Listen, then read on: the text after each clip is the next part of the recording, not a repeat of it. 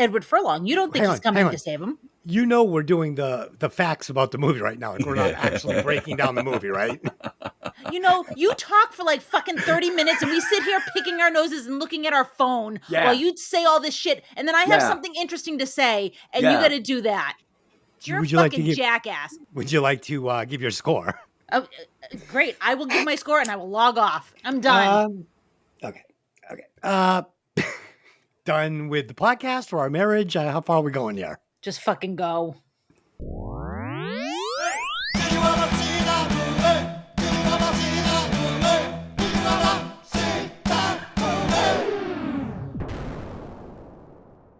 Welcome to Hey, did you ever see that movie? I'm your host, Des, and as always, I'm joined by my lovely, stunning, brainy little co-host, Dylan. Get out. And joining us again, the podcaster with a fully packed bong, Pat. Chill out, dickwad. This week, we will be discussing the 2001 sci-fi action movie, The Terminator 2, Judgment Day. Written and directed by James Cameron, starring Arnold Schwarzenegger, Linda Hamilton, and Robert Patrick. As always, this podcast will contain spoilers, so if you haven't seen the movie, go watch it, then come back and listen to the podcast. I'm done. I'm done groveling and begging for likes on YouTube. I'm done. Not going to do it because obviously the people that listen to this podcast don't care. They don't care to help us. Kind of people don't give a shit. So not doing it anymore. Dylan, if you want to ask, if you want to beg for some likes, go ahead. It'll fall on deaf ears, but go ahead. Don't forget to like and subscribe. Okay. Let's do some opening thoughts. So this movie for me, like you two, I'm sure I've seen this a million times. I haven't sat down and watched it all the way through in probably, maybe like 5 or 6 years, I would say. Did it hold up? I don't know. Let's find out. Dylan, have you seen this movie before preparing for the podcast? I have. I've seen this movie quite a few times. Okay. Pat, I know you've seen the movie because you requested. Oh, God, yes. Oh, yeah. I've seen them all. Okay. Everybody's seen them all. Not a big feat. Here we go. Let's do some facts on this one. Fact number 1. The biker bar scene was not only filmed directly across the street from where the LAPD officers beat up Rodney King, but they filmed on the exact same night. Isn't that crazy? What? Yeah. So the biker bar, the scene where, Schwarzenegger goes in. I know. So that bar is located directly across the street from where the LAPD officers beat up Rodney King, and they shot the scene on the same night of the beating. Isn't that crazy? So what, like after they had wrapped for the night and gone home, this happened? Yeah, well, I don't think James Cameron was over there fucking kicking him in the head or anything. I'm not saying that, but I'm just like, wow, that like a big Hollywood production's right there and that happens. Like, that's crazy. Yeah, I'm sure it was after they had wrapped up for the night, but I just thought that was a really interesting fact. And that came from James Cameron directly, so it's got to be true. Number 2, in 1984, Schwarzenegger was quite early in his career. He had been in the 1982 Conan the Barbarian, but that was his first significant role. For the role in The Terminator, Arnold was reportedly paid $75,000.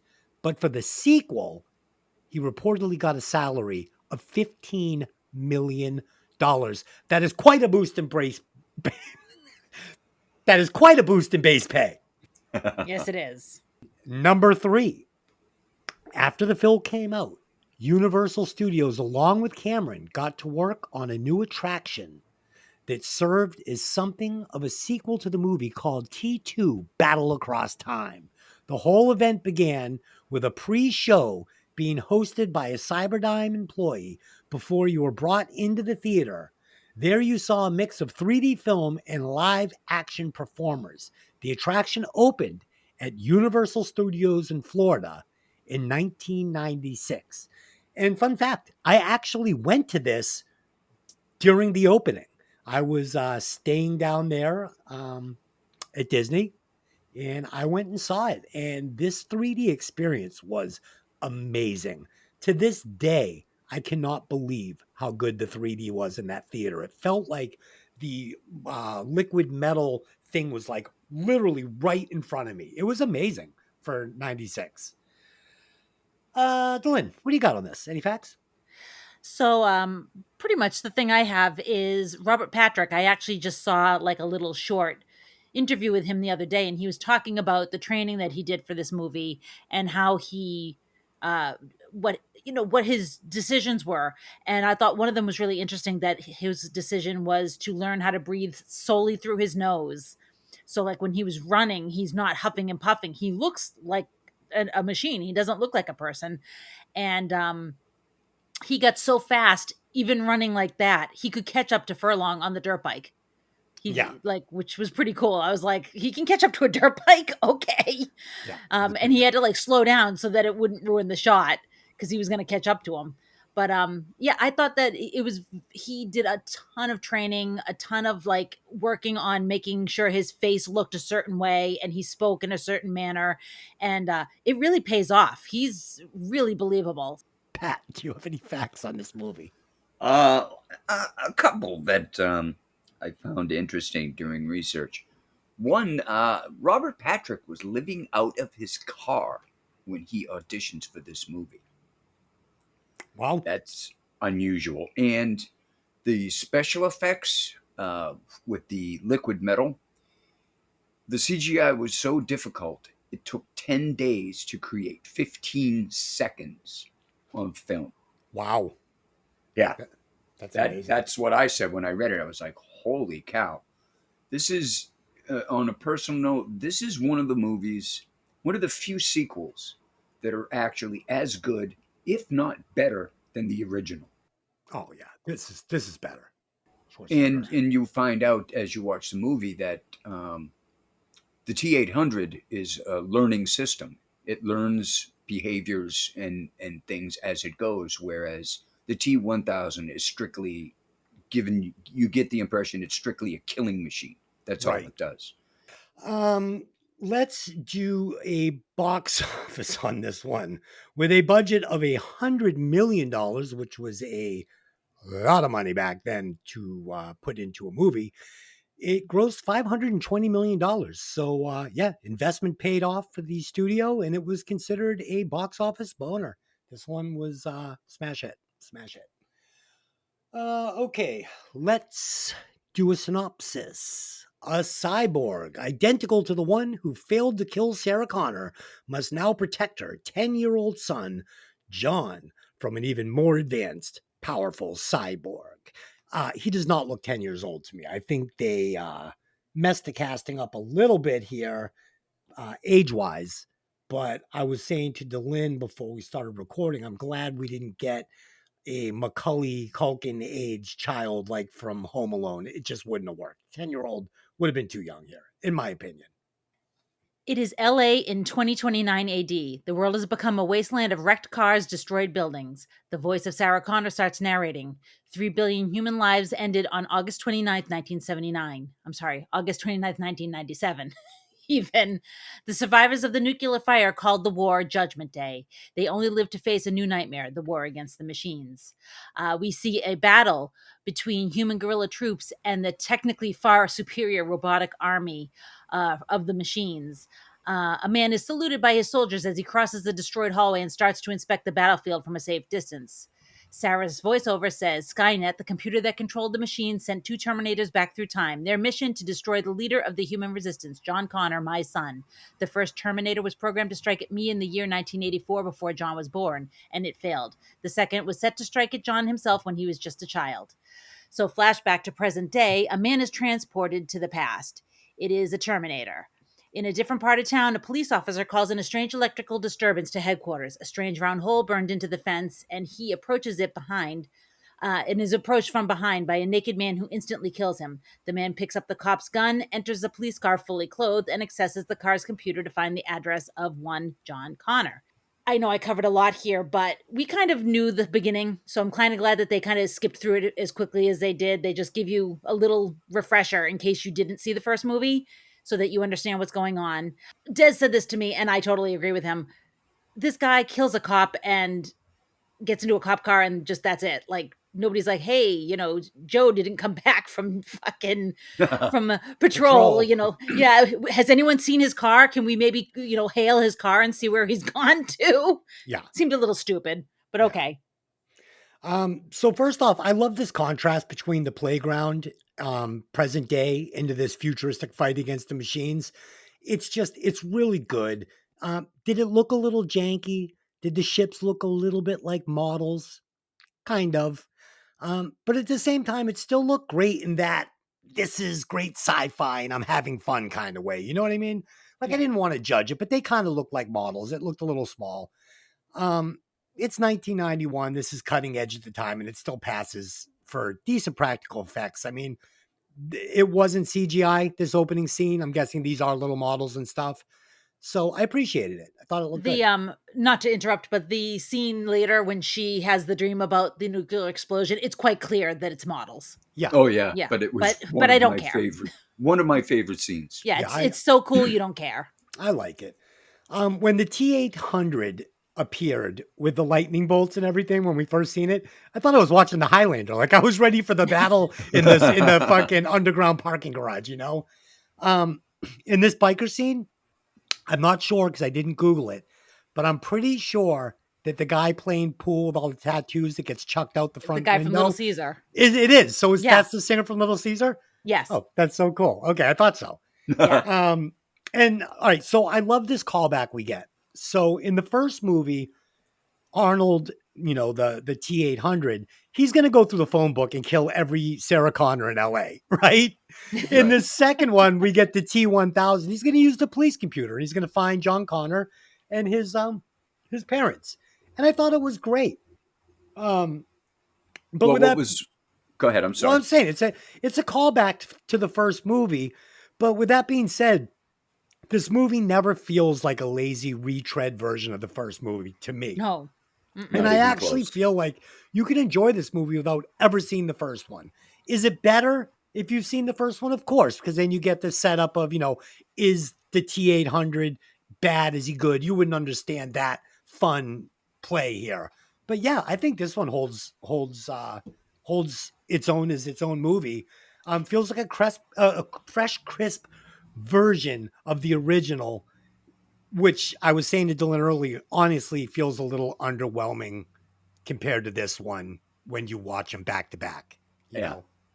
I agree. Yeah, definitely. This is one of those ones where the sequel far, far, far outdoes the original. Well, what's good about it is if you've seen the first one, the story is set up already. You know who Sarah is. You know who the 800 is. You don't know John, obviously. And you know the plot. And when the second one takes over, it basically picks up years later. And you already know the storyline. You already know the main characters. So they don't have to tell you that all over again. So they can get right into the action, right into the excitement. But with that being said, Linda Hamilton does give us a talkover during the opening scene. So in case you hadn't seen the movie, it still makes perfect sense. And it could stand as a one-off. Exactly. It does stand on its own as a hit movie. It does not need to be described as a prequel. And adding on, oh God, I lost my train of thought. You would say, and adding on to what you had said about how the T-1000 accesses the police computer. Well, it's T-1000 is smarter. Yes. And it uses its resources to that advantage, whereas the T-800 didn't quite have the intelligence to go that far ahead. I mean, it did go to a police station to find Sarah Connor in the first one. It could have easily done the same thing that the T-1000 did in this movie. It just didn't have that kind of thought process. Absolutely. I was also just thinking about, this movie standing on its own.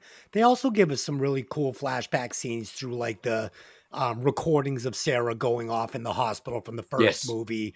John's going to explain to his friend about his mom and what happened, and the doctor explains to the other doctors her origin. So I mean, really, you don't need to see the first movie. Well, the fact that you bring the doctor in from the first movie Yeah. to do it again was brilliant. It Brilliant. really was brilliant. He has a history with her. I love it. And her the way she changes from before she has John to present day time in this movie, it's like night and day. Yeah. I mean, Sarah Connor in the first movie was terrified. Yeah. Sarah Connor in the second movie was terrifying. Yeah. It's a nice character arc. John Connor lives with his foster parents, Todd and Janelle Voight, and leaves on his dirt bike with his friend Tim after they ask him to clean his room. Sarah is in Pescadero State Hospital as nobody believes her story of what happened in the first Terminator movie because they didn't go to Blockbuster and rent it. John tells Tim that Sarah is a complete psycho because she got arrested for trying to blow up a computer factory. Sarah has visions of Reese telling him that John is in danger. Sarah has visions of Reese telling her that John is in danger and she needs to save him. Sarah tries to reason with the staff doctor to let her see her son, but he refuses. Meanwhile, in a computer lab elsewhere, a computer developer called Miles Dyson is asking permission to conduct a test with a fragment of a computer chip and a metal robot arm that was clearly once attached to a Terminator, the arm that Arnold left behind in the first movie. I love the scenes in the state hospital because I think that this is what would happen. Like as soon as people got their hooks into her and realized what she thought was reality. Oh, she's nuts. Yeah. She's nuts. Absolutely. If I had a friend and that's what they told me, I'd put her in the state hospital. Oh, yeah. So, absolutely. Obviously we'll get further into it later, but it's like, and there's abuses going on there and she's fucking smarter than all of them the entire time. And you don't think that though. You're watching this and you're like, oh, I don't know. And then all of a sudden she fucking outsmarts everybody. And I was really, really impressed because again, you've seen her freaking out for her life in the first Terminator movie. And so far she's just been in this state hospital doing nothing. And then she gets her moment. So it was impressive. Yeah. I mean, you guys have already touched upon it. This new and improved Sarah Connor, really great. Apparently Linda Hamilton trained for 6 days a week for several months to get her new physique. Yeah. Looked great. Also took a course in firearms and it paid off. She looks very comfortable holding all the weapons. I loved it. Yeah. And in my opinion, the character arc from the first movie to this one, it's totally believable. Brilliant. Brings this movie up to the next level. Yeah. I love this scene between Dr. Silberman and Sarah. He is being so condescending to her. And, like you guys said, you can't blame him. I mean, it's a pretty far-fetched tale she's telling here. Yeah, but it made me want to get this reveal. I wanted him to see it. I couldn't wait for him to see that it was all true. And of course, spoiler alert, we're going to get that. But I also wanted to see him eat some Terminator dick, which I didn't get, He wasn't a threat. He wasn't a threat, so he never got beat on. Right. As much as you wanted to see that. I love the plot device of Sarah being locked up in a mental hospital because it sets up quickly the dynamic between John and his mother. And it explains why John is the way he is, So, yeah, I think they did a great job here setting all these characters up. And, yeah, I'm having fun. Pat. The scenes at the hospital were just laughing at when the doctor first encounters Sarah with the trainees behind him. And she asks him, how's the knee? Great. And he has to explain she stabbed his knee with his own pen the last time they were together. I love that. And it's one of those scenes where you're like, good, because the prick deserves it. There's no question. Seeing Miles Dyson working with the chip and the robot arm, you can see where the story is going to start to develop from there. You already know, okay, Sarah was was basically thought insane because there was no evidence of anything she said that happened in the first movie. And if you remember that movie as you're watching this, when you see that arm, you're like, holy shit, that's the arm that got lopped off in the first one. So no wonder everyone is convinced she's insane. There's no evidence because the government hid the evidence. Yep. And you know, with the development of this, that you have to, if you've seen the first movie, that this is how Skynet is born. They are researching everything from the past. And you have to know this cannot be a good thing. Yeah, you know, the funny thing is, too, is you also enter into this, as the Oracle said in the Matrix, something that really bakes your noodle, because it's like, okay, so Miles does all this stuff based on the chip and the arm. Right. But the chip and the arm was sent back from the future. So which is first, the chicken or the egg? Like, exactly. How can you have created Skynet from this chip when the chip wouldn't have existed? Like, it's cyclical, you know? Right. It's the same thing if you think about it in the first movie. If Reese hadn't gone back in time, John would not have been born. Right. If John would not have been born, how does Reese get sent back? Right. A lot of time travel scenes and movies will throw that paradox out at the drop of a dime. It just makes you think, how does this take place? I mean, clearly these people didn't watch Back to the Future. What were they thinking? I don't understand. The Terminator identifies John passing through a mall and goes after him. The fake cop is there as well. The cop finds John and is about to attack when the Terminator opens fire on the fake cop with his shotgun. The gaping holes in the fake cop get filled quickly and he's back on his feet. John escapes on his bike into a canal and the fake cop follows in a truck. The Terminator intercedes before the cop can kill John. The cop drives into a cement wall and the truck blows up. The Terminator knows that that's not going to stop him though, and they drive away immediately. John demands to get some answers, realizing quickly that his mother was telling the truth all along. The Terminator explains that John himself reprogrammed it 35 years in the future to be his protector in the present. The Terminator explains that the other guy is a T-1000, an advanced prototype made of liquid metal. They head out of the city to avoid the other Terminator, but John wants to warn Todd and Janelle that they might be in danger. It is quickly revealed that Todd and Janelle are already dead at the hands of the T-1000. The Terminator explains to John that the T-1000 can imitate everything of equal size that it has sampled previously by physical contact. It can't become a bomb or other complex machines with chemicals or moving parts, but it can form knives and stabbing weapons. So this thing, the Todd and Janelle thing, oh my God, with her, with the arm that turns into the sword and goes right through his head, like that scene lives rent-free in my head. It was shocking when I saw it the first time. And it's even shocking when I see it now. Cause it's just like, oh my fucking God. Oh yeah. And, you get a little Danny Cooksey in there as John's friend at the mall. And let's just say Danny Cooksey is not a narc. He is not going to turn in his friend. He's got a hell of a mullet. He does sure have a mullet. Red. Yeah. So this misdirection with the T-800 in the mall, this is brilliant, especially if you've seen the movie before. And I noticed that James Cameron made a point of giving us the villain music the first few times that we see the T-800, because he wanted you to think this is the same T-800 from the last movie. He's here to get John Connor. He's here to get Sarah Connor. So he plays the music that way as not to tip his hat. But then after this final scene where he reveals himself to be on their side, his music changes. So it's almost like if Darth Vader got new music in Star Wars once we realized, I'm good now, bro. Now let's talk about the T-1000. This Terminator, holy shit. Fucking absolutely amazing. And in my opinion, every part of this holds up to present day. I didn't think this looked, it's not very janky. It's really pretty good. I mean, 100% pass from me. Robert Patrick, absolutely incredible in the role. Facial expressions. He just fucking sells this.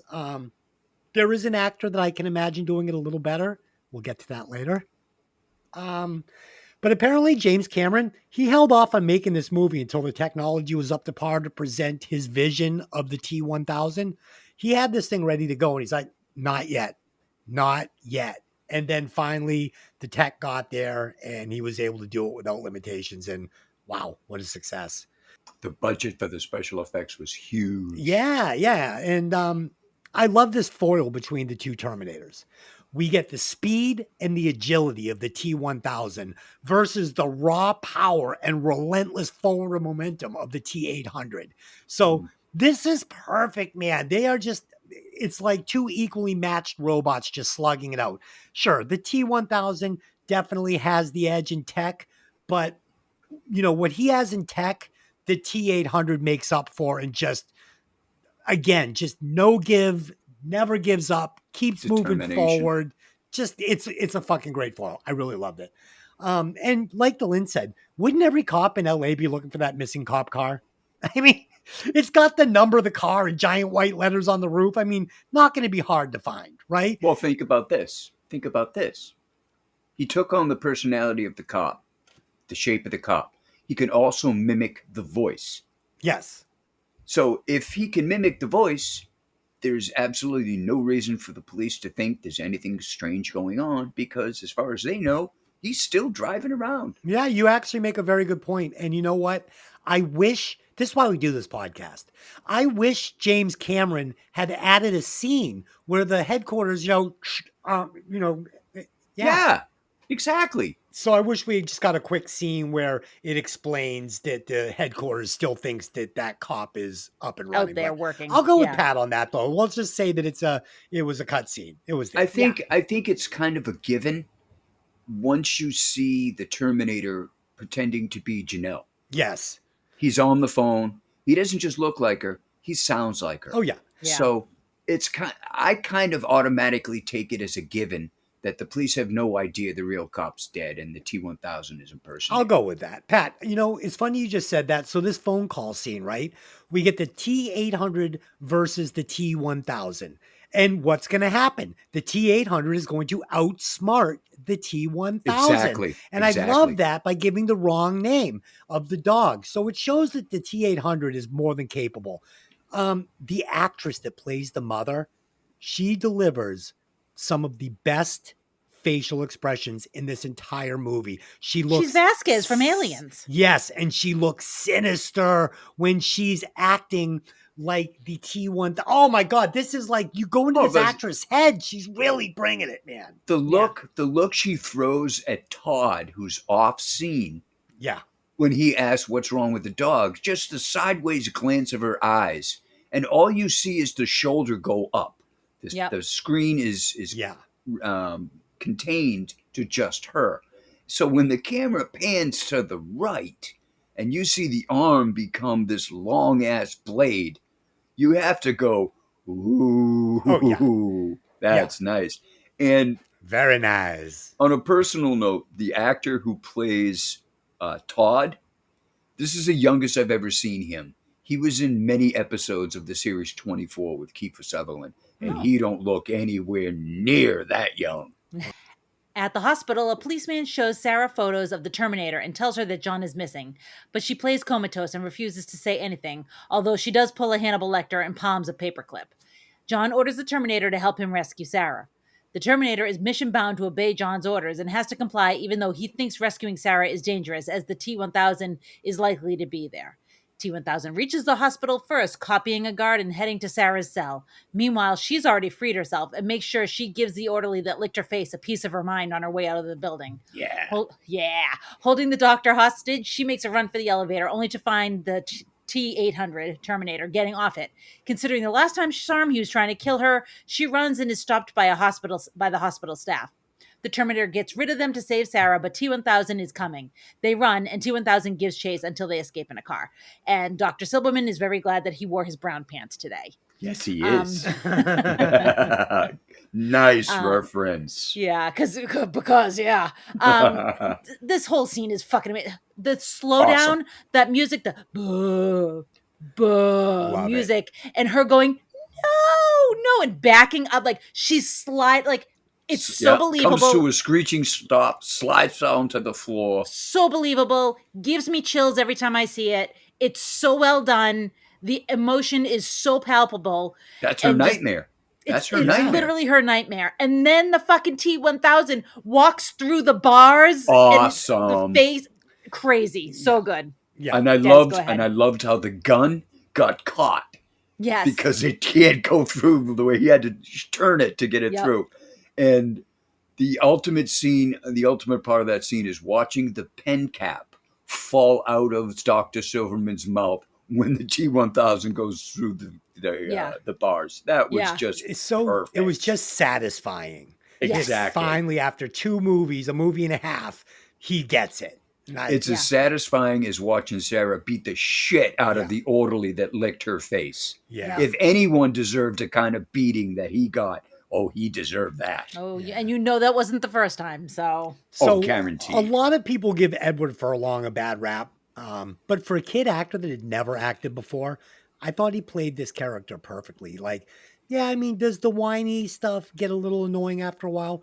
It does, but I mean, he's a little kid, and I was saying to Delin, this could have been somebody like Corey Feldman delivering these lines. And it would have been so cheesy. Like, this kid is a cool kid. Like, if he lived next door to me, I'd want to hang out with him. He's got the dirt bike. He knows how to steal money from the ATM.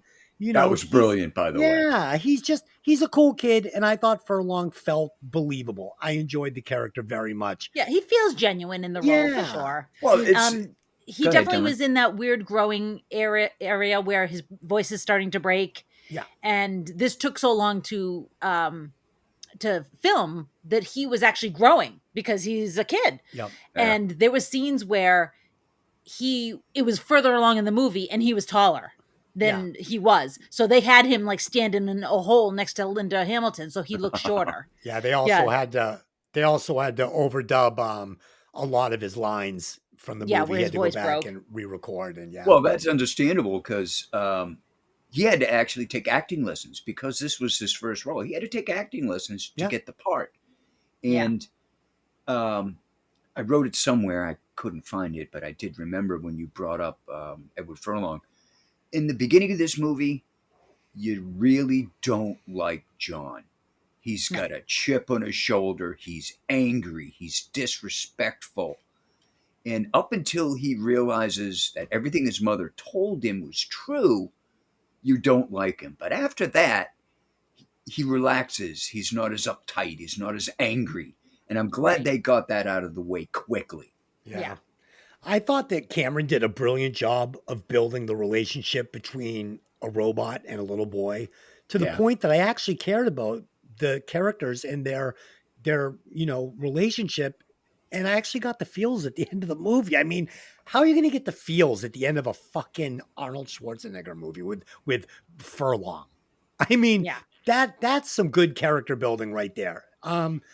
This escape scene, like you guys said, from Sarah manhandling Dr. Silberman, finally, she's got him, to this scene with the T-1000 Pat going through those bars. Oh, when the gun get clink.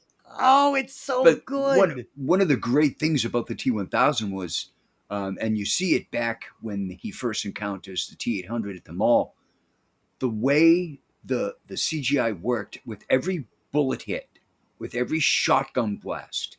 It was remarkable. Yeah. And you see all of that, especially in the chase in the hospital when they're in the police car and he's running after them. And you're just looking at impact after impact after impact of bullets. And there's just nothing stopping this thing. I think the way they wrote that up, the way they did the CGI was just brilliant. Yeah. And then they do the thing where his hands, he turns them into the hooks. Yeah. And the hooks stick in the metal. And it's like, oh my God. Yeah. The scene with the orderly licking her face, for like 2 seconds, I literally felt like I was watching like that Dahmer thing that was on fucking Netflix. Like the guy looks like Dahmer. He's like licking her face. Like, dude, I felt like this scene should have been cut from the movie. It didn't work in this movie for me. And I was wildly uncomfortable watching it. Like I just was. I was like, it was disturbing. It was disturbing. Why the hell? What motivates you to lick her face? He's a sicko. The only thing I agree with leaving the scene in is because it gives you a reason to cheer when Sarah beats the Yeah, shit out I of him. agree. Yeah, And you I don't feel actually, bad for the guy. I wrote that in my Oh, note. I did not said, feel bad for him. I wrote that in my note. I said, but then we wouldn't see her whip his ass with a mop handle, which And was it's great. a great justification scene. You see her get a revenge for being treated like a thing. Yeah. Right. There's plenty of time to cheer in this movie. We didn't need this. We didn't need this, in my opinion. Anything else, I don't know. guys? I liked seeing her fucking whap him over the face with a mop But handle. was Made it me feel good. was it worth the Dahmer scene? No, probably not. It wasn't. There is one note when the T-1000 takes on the look of the security guard at the hospital and the floor, right? And the before. floor. All of that was just so fucking awesome to see. But I did read, and you would think that this was different. You would think that this wasn't possible, that it was CGI or whatever. But the actor who played that security guard has a twin brother. And that twin brother was cast as the T-1000 image of the security guard. Yeah. And then I thought that was just brilliant creative thinking. Yeah. Well, same with Linda Hamilton. Yeah. Linda Hamilton has a twin sister, and she's in the end movie. Yeah, exactly. But I can't remember the scene where you saw both versions of Sarah Connor. It's at the very end. Yeah. It's at the very end when he's trying to trick her. This reminds me of that movie. Oh, that's right. That's right. I forgot about that. This reminds me of that movie we did with Mikki, the what was it, The Illusionist, where the whole thing is the trick is done because he has a twin brother nobody knows about. Yeah, exactly. All right. Okay, I got my piece in with that scene. I just had to bring that up because when I read it, I was like, wow, that was smart. Cast the twin brother for the scene where you need two of them. Yeah, it makes total sense. During the car ride, Sarah asks the Terminator about who's responsible for building Skynet. The Terminator tells her that it all starts with Miles Bennett Dyson, a high-ranking employee at Cyberdyne Systems, who will invent a new microprocessor that will revolutionize the entire military computer system. They hide out overnight in a gas station before hitting the road again in the morning and heading south where Sarah has stored an arsenal with her friends. You get a little bit of this relationship building in this gas station between the robot and John, and that's a nice scene, but we'll get back to that. Sarah leaves John with the Terminator so she can go and kill Miles Dyson before he can invent the chip that's going to kill everyone, but John decides to follow her. Sarah enters the Dyson household and shoots him in the arm, but she can't bring herself to kill him in front of his wife and kids. The Terminator arrives with John and tells Dyson that he is a machine sent from the future. The Terminator convinces Dyson to destroy the chip prototype and the mechanical arm in the lab. This is the only way to stop the development of Skynet. The Terminator reaches Cyberdyne Systems HQ with Dyson, Sarah, and John and blows a way up to get inside. This triggers the alarm that T-1000 reads on his police scanner. The Terminator keeps the police at bay as Dyson and Sarah work their way inside the vault to reach the chip and the metal arm. I'm going to pause here because this is all a lot of stuff we're covering here. I feel wicked bad for Dyson. You know, Dyson's just a dude doing his job. You know, he's excited about what he's working on. He doesn't realize he's about to destroy the entire world. And his son and his wife. And you don't really know. The T-1000 goes there later. I don't know if he kills them or if they actually are safe somewhere. I don't know. But it's a kind of a tough scene. And you feel bad for Sarah because Sarah's thinking, you know, she's looking at the little kid and she's thinking about John. And she's like, I'm about to kill this little kid's father. She's a mother. Yeah, she's a mother. And also, would she like Kyle Reese to be there to help her with John? Sure. You know, so yeah, it was a lot. It was an emotional scene. Yeah. I mean, up to this point in the movie, it's been nonstop action, right? This movie has no shortage of adrenaline going. So I appreciated the quick breather here. And I thought camera used the time wisely to continue, like the Lynn said, building this relationship between the T-800 and John. And again, people have a problem with some of these lines Edward Furlong delivers here, like, hasta la vista, baby, shine them on, you know, but these lines between John and the T-800, they are so important because this is what is humanizing the T-800 to us, the viewers. Exactly. So it matters at the end when he sacrifices himself. Yeah. Now, did I have a problem with Sarah going to kill Miles? Yes. I didn't think this scene needed to be here. Like you guys said, she's not going to go murder this guy in front of his family. The plan sucks. This plan sucks, and this plot part sucks. And this is one of the chinks in the armor of this movie. it sucks because Cyberdyne Systems has technology, and even if they kill Miles, Cyberdong has plenty. They have plenty of brilliant minds that would complete this research. They've got the hand. They've got the chip. This guy is not the only guy in the world, Miles, that's going to figure this technology out. She kills him. They're just going to tighten up the security that much more because they're going to know somebody's onto them. They've killed their main guy. The lead dude just got killed. They know that Terminators are real. So they're going to look at this fucking murder scene and say, okay, he's been hunted down by a Terminator coming for these parts. It's just going to make it harder to foil this. No, you quiet everything down. Shh. You use your fucking Terminator and you go in there and you get the shit back and you destroy Cyberdyne.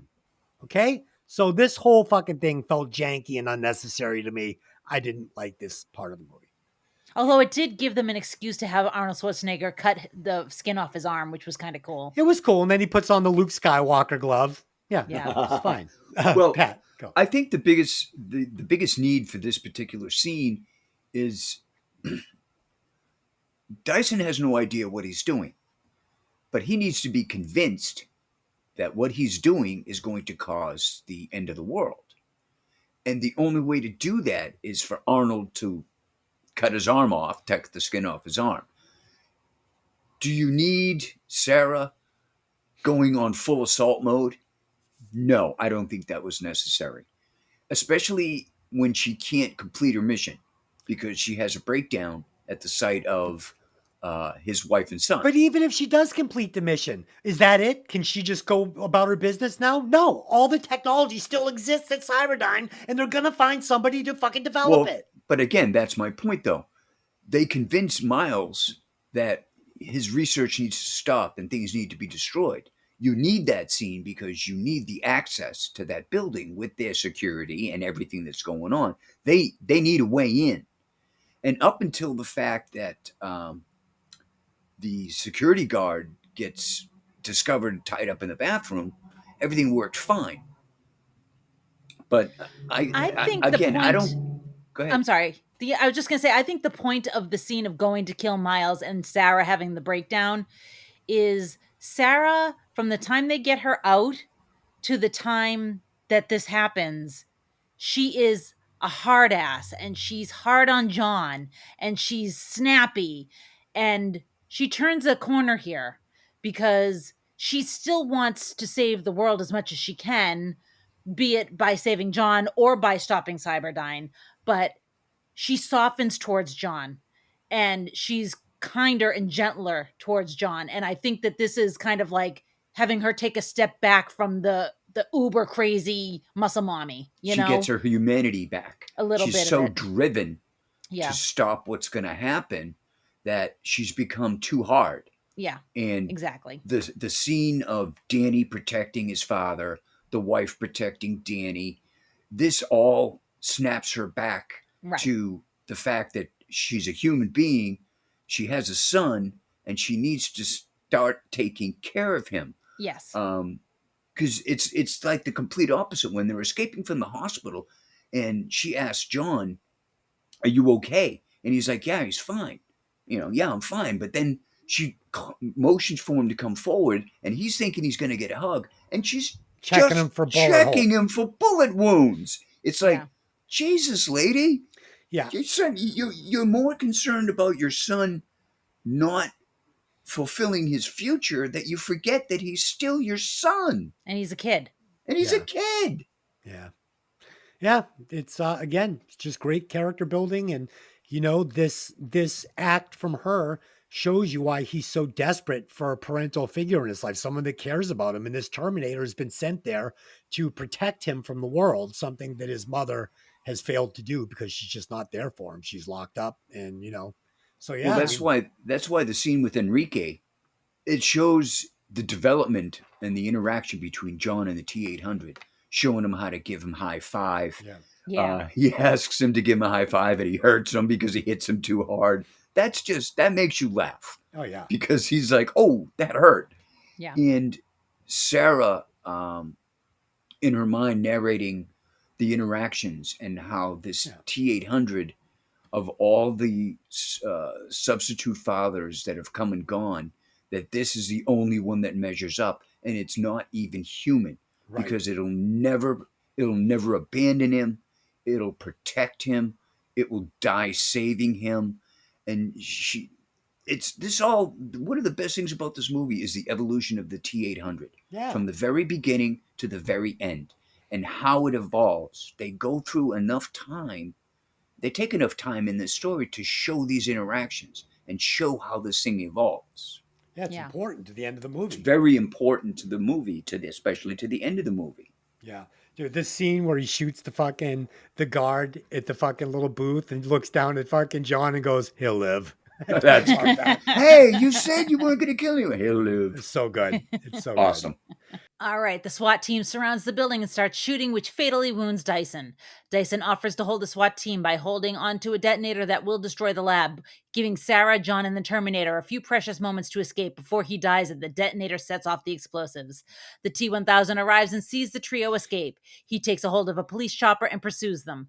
The T-1000 crashes the helicopter at the back of the escape van, and the helicopter is destroyed, but the van escapes without much damage. The T-1000 then takes hold of a truck and resumes its pursuit. The trio move into a steel factory and the truck crashes, releasing its cargo of liquid nitrogen. This freezes the T-1000 and Terminator destroys it with his shotgun. But as the effect dissipates, the broken crystals melt and then combine together, and the T-1000 reappears in his fake cop format. The trio move further inside the steel mill to avoid the T-1000. The Terminator and T-1000 engage in a deadly fight in which the T-1000 eliminates the Terminator by driving a steel rod through its core, disconnecting his power source. As the T-1000 goes after Sarah and John, the Terminator revives itself by finding an alternate power route. As the T-1000 attacks John and Sarah, the Terminator arrives from behind and shoots T-1000 several times with his shotgun, making him fall over into a vat of molten iron. The T-1000 dissolves and dissipates. John throws the metal arm and the chip in as well. The Terminator reminds him that there is still one more chip that must be destroyed, the one that is inside of him. No! John begs him not to go. No! John begs him not to go, but they all know that the destruction is their only option. In the end, Sarah and John race along the dark highway to the great unknown now that they have thwarted fate. So a few things with these scenes. You get the two Sarahs scene. Yeah. In there. You also get the T-1000 freezing and being shattered, which was so cool. Awesome. And then I think what they did is they used, I don't think it was a special effect. I think they actually used mercury when it starts to melt and it's moving. Yeah. Like that shimmery liquid, that's mercury. So I think they did that with actual mercury. I don't think that was actual CGI. Also, I kind of had this moment where so he sticks the sharp metal through Sarah's shoulder and he's going, call out to John. Call John and tell him you need help. Call John. And she's like, no, I'm not doing that. But he's touching her. Yeah. So I'm like, he could just open his mouth and go, John, come help me. Of I'm course. like, why does he keep saying to her, call John, call John? I was like, that was kind of stupid. It didn't really make a ton of sense to me. Didn't need to happen. Yeah. It was a little strange. Not if he can mimic her. Yeah, exactly. Because once he's touched her, he can mimic her. So exactly. Yeah, it made no sense at all. Well, I guess it might have been just for the terrorizing factor. Yeah, I guess. That's the only thing that would make sense to me. Is I just thought about that.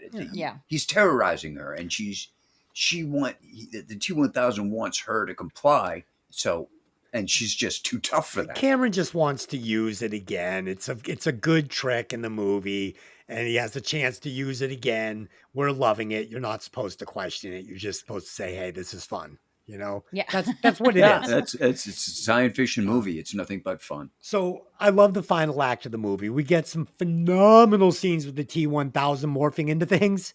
It's so cool. He touches things. So I couldn't help but to think of the agents from the Matrix when we got to this part of the movie. Yeah. Very similar. I think the Wachowskis definitely borrowed from this Terminator. Possibly. Especially, this helicopter scene. It really made me think of the helicopter scene of the Matrix. It's shot very similar. Very similar. I'm seeing a nod of the hat there. Yeah. Right. Yeah. I mean, also you get a call back to the original Terminator because in the original Terminator, he gets into the truck, looks at the guy in the truck and says, "Get out." Yeah. And this one T-1000 gets onto the helicopter, looks at the helicopter, does the same thing. Get out. Yeah. Great callback. I know you picked up on that because you love a callback. I love a callback. I did have a couple of problems with the end of the movie though. So First, we get the T-1000 wounded, okay? He's standing at the edge of the catwalk, directly over the molten lava. Sarah runs out of ammo. All she has to do right here is just run into him. She's not going to push him up, but if she runs into him, grabs him, they both go over the edge. They fall into the lava. Movie's over. But she doesn't sacrifice herself to save John. And for me, this decision did not jive with the character of Sarah's arc up till this point in this and the last movie. She is all about like saving John, saving humanity. Here it is. And she doesn't do it. And I'm going, push him. No, doesn't happen. And finally, after all this goodwill that Cameron's built up between John and the T-800, right? When Arnold falls into the lava, I'm literally just about to cry. I'm feeling it. It's there. It's in my throat. It's a lump. Then that thumb comes up. Oh, yeah. And I roll my eyes and I say, fuck you, James Cameron. You ruined it for me. It didn't need to be there. It ruined what could have been one of the great final scenes in sci-fi action history. And he fucking grenaded it with that thumbs up. Fuck you, it was James a little Cameron. cheesy. I have to agree with you. It was a little cheesy. Didn't need to be there. No. Yeah. But I have discrepancies when it comes to this points in the scene. There are great scenes when the T-800 tells John that he now knows why you cry. In reference to the earlier scene when they're fixing the starter and he asks why do you cry? Well, now he knows why they cry, and he wipes a tear away from John's face. Very touching. Yes. And what really surprised me, and all the times I've seen this movie, I never really picked up on this. It's very touching. John hugs the Terminator, and instead of being the machine that he is, he hugs him back. He lowers his head. He closes his eyes. And I was like, oh, shit. Yeah. I never picked up on that. Yeah. You know what it reminded me of? And again, everybody borrows from everybody. This is Roy Batty dying on the roof in front of fucking Decker, showing the humanity that he's learned over the course of this movie. So at the end of Blade Runner, I cry. I cry every time when Rutger Hauer delivers that speech and lets the fucking doves go. I'm a mess. And I'm a mess here because it's the same fucking thing. And then Cameron gives me the thumbs up and I say, fuck you, James Cameron. All right, then that's it. We've broken down this movie and it is time to go to the recasting couch. So I will get us started. I am going to replace one Robert Patrick with a young, threatening Ray Liotta, who played an amazing cop in Unlawful Entry. I can see that. I can see that. Yeah, if I hadn't seen him in the role in Unlawful Entry, it probably wouldn't have come, but he played such a good bad cop. I was like, yes. Lynn. So I'm going to replace the actor that played Miles Dyson with Samuel L. Jackson. Oh, God. Oh, that's a good one. No, I don't know. I see Samuel like 30 million people. Fuck them. I got bigger problems. Oh, shit. Pat, what do you got? Okay. I'm going to replace Edward Furlong with one Elijah Wood. Okay. Yeah, sure. Yeah, I like it. Works. I mean, I don't want to be Elijah Wood's friend because he seems like a little bit of a dork to me. I'd rather be Edward Furlong's friend. I mean, can Elijah wear that haircut and fucking ride a fucking XR75 to Guns N' Roses? Make it believable? Probably not. Probably not. But okay. Nice job, people. Okay. And now it is time to hit the alternate endings. As if we'd end the movie like that. Yeah. Let's do the Scooby-Doo ending. Good call.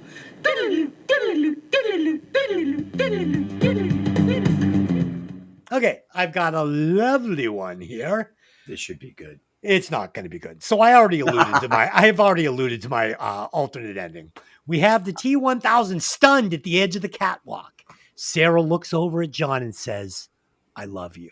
She charges the T-1000, causing them both to fall into the lava pit, sacrificing herself for John and the future of mankind, leaving the T-800 to watch over John. the end. Okay. Yeah, it works. What do you got? You're going to love mine because it's perfect. Uh-oh. Everything is exactly the same, except at the end of the movie, no thumbs up. Okay. First of all, I love it. Second of all, I writ that exact ending out. And then I said I can't. How do you think she got the idea? She steals your thunder again. I said I can't do that. Nice job, though. And it's a better movie with that. It's a better movie for it. It really is. Pat. Okay. For my ending, I would not have the T-800 having to be destroyed. Because if you think about it, think about this. The government only knows about the arm and the chip from the first T-800 in 84. They have absolutely no knowledge of the T-800 in 91. So I can add on to and go with, this is why I can accept Dez's ending this time. Because my alternate ending wouldn't have Sarah Connor dying. It would have the T-800 joining them for their future and acting as a bodyguard to John. Yeah, well, that's how mine ended. Because, exactly, except this time Sarah stays with them. Yeah. Because Sarah now has fully accepted the fact that the T-800 is not the killing machine that she experienced in 84. Yeah, but we needed Sarah Connor to sacrifice herself at the end of this thing. I mean, after 2 movies of this character and the arc that they've built up to this point, I wanted it to be Sarah who made the ultimate sacrifice to save mankind, you know? Let's score this thing and log it and move on with our lives. This movie was visually so ahead of its time. Did it have a couple of hiccups? It did. But at the end of the day, I thought it was absolutely brilliant. Totally passed the phone test. So for me, this gets a 4.78 rewatch. It's almost a perfect sci-fi movie. Not quite. No thumbs up, James. Lynn, what do you got? One thing we didn't mention when we were talking about the movie was the soundtrack. Oh, yeah. And this soundtrack is so important to this movie. Between that, that music with the metal clanging noise. Dun, dun, dun, dun. Yeah, you get that. It's so engaging. And then you get the great Guns N' Roses song, which Guns N' Roses was at the peak of their popularity at this point. Right, I had to throw that in. It literally was like people were going to see it just to see the Guns N' Roses song in it. Like, that had no clue. So it was really an outstanding soundtrack. Like Des said, there's a couple of hiccups. There's a couple things I might change and didn't like so much, but there's an awful lot to like here. It also passed my phone test. I was invested. I did not lag. I was in. So I'm going to give it a 4.75. Ooh, we're all seeing this thing about the same. Did Guns N' pretty much. Roses write that song specifically for this movie? You Could Be Mine? I think it might have been one of those things like they said, like, oh, hey, do you have a song that could work for this? And I think they had this song on deck and they used it for that. Do you think the guy from Little Caesar was like, we'll give you any one of our songs for free? And they were like, listen, you're getting thrown out a window. Yeah, we don't want your fucking song. We're going to throw your ass out a window. There you go. Live with it. The only song I remember from them was that song, the cover they did of Chain, Chain, Chain, Chain of Fools. That was their video. I wasn't really into them, so I don't remember much of their music, unfortunately. No. But I recognized him immediately. I was like, "That's that guy from that band." Yeah, he was one of the first guys to like have all the tattoos in the hair metal bands. You know, you're like, "Wow, that guy's got a lot of tattoos. It's a lot of commitment." A lot of commitment at that age for so many tattoos. Okay. This, as most people would know by now, this movie is right up my alley. It's sci-fi. It's powerful action. It's nonstop adrenaline. The evolution of the T-800 was so good in this movie.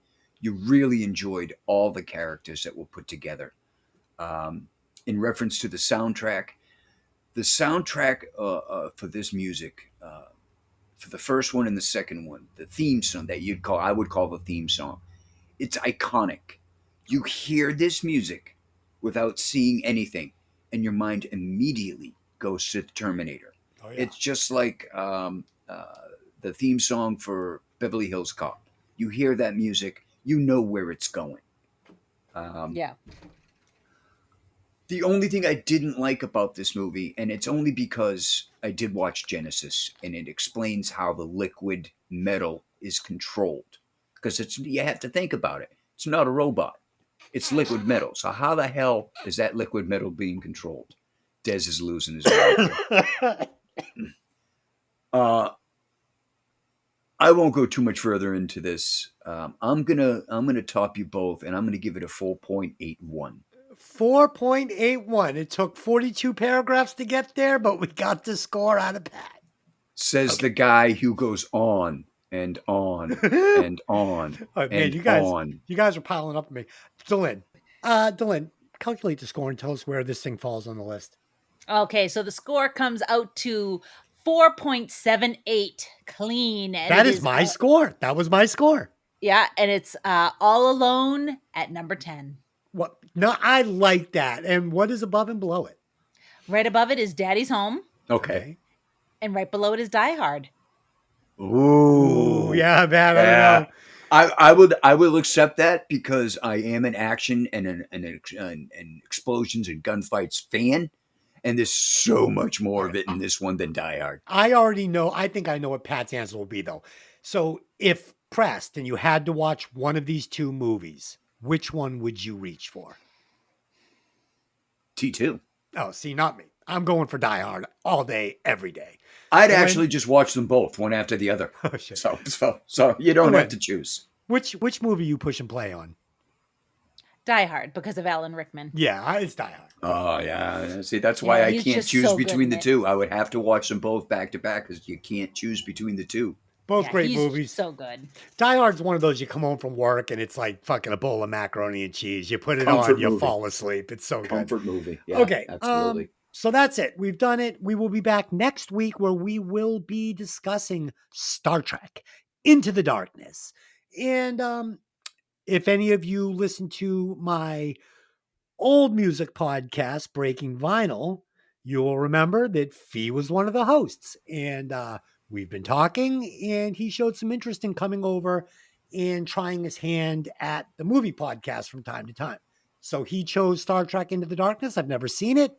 I am a Star Trek fan, so I'm looking forward to it. It's very good. Yes, I know Pat likes this one a lot. Pat, what would you score it? What is the score? Into the Darkness? Yes. Oh, I'm giving it a 5. A 5. Okay, so there you go. No question. Perfect 5 from Pat.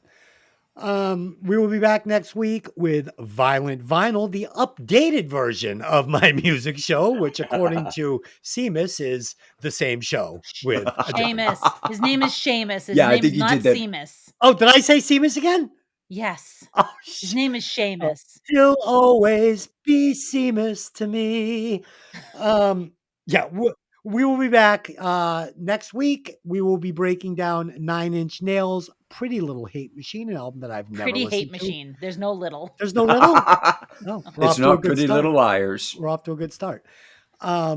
Yeah, so that'll be on our sister podcast. If you like music from the 80s and the 90s, go over and check that out. It drops every 2 weeks. It's a lot of fun. Delynn said that she may join us for this 9 Inch Nails episode.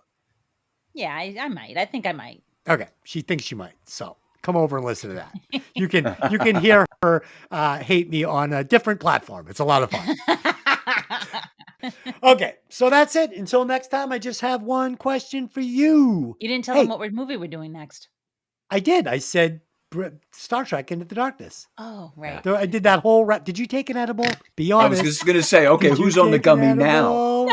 No edible? Okay. No edible. Just long-term effects from the ones you took yesterday. Okay, just dumb. Okay, that's it. Until next time, I got one question for you. Hey, did you ever see that movie? See you next time.